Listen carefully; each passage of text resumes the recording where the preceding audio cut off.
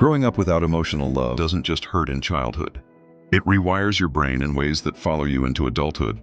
And if you didn't receive consistent emotional warmth, affection, or validation as a kid, there are 5 specific patterns you're probably still carrying today. Let's talk about what actually happens. Real quick, if this kind of psychology content resonates with you, subscribe and comment where you're from. It helps me keep making these. All right, let's dive in. So here's what developmental psychology has shown us. When a child doesn't receive consistent love, whether through neglect, emotional unavailability, or conditional affection, it creates what psychologists call attachment wounds. And these don't just fade with time. They shape how you see yourself, how you connect with others, and how you move through the world. Here are 5 ways this shows up. First, you become hypervigilant in relationships. Your nervous system learned early that love is unpredictable or conditional. So now, as an adult, you're constantly scanning for signs that someone's about to leave, lose interest, or withdraw affection. You overanalyze texts. You read into tone changes.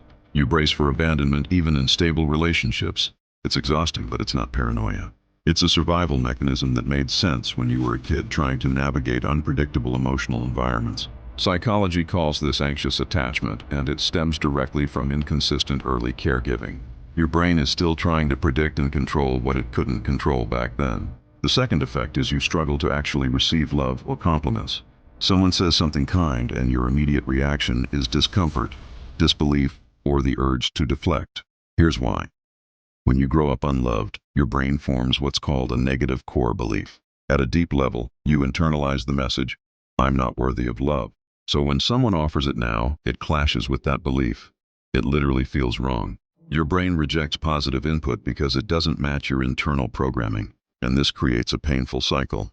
You crave love but can't hold it when it's given. You might even push away people who treat you well because their kindness feels destabilizing.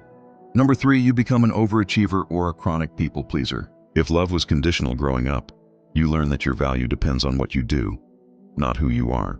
So now you chase achievement, perfectionism, or constant helpfulness. You think, if I'm successful enough, helpful enough, good enough, then I'll finally be lovable. But it never feels like enough because you're trying to earn something that should have been given freely. This is called earned secure attachment seeking, and it's exhausting. You're running a race that has no finish line because external validation can't fix an internal wound. Number 4 effect is you might experience emotional numbness. When love wasn't safe or available, your brain learned to shut down emotions as a protective strategy.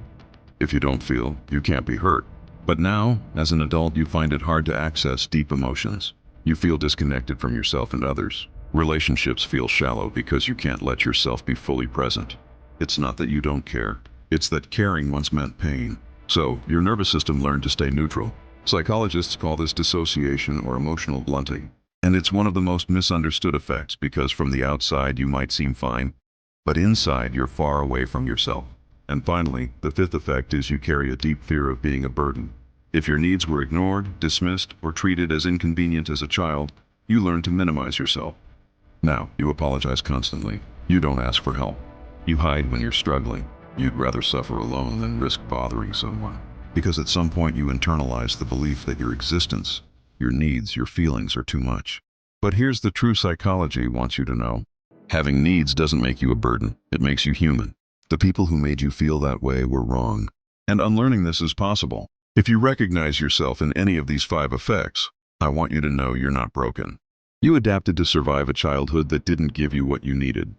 And recognizing these patterns, that's the first step toward healing them. For more psychology deep dives like this, check out my newsletter in the description. Every week I break down topics like trauma, attachment, and human behavior. No fluff, just real insight.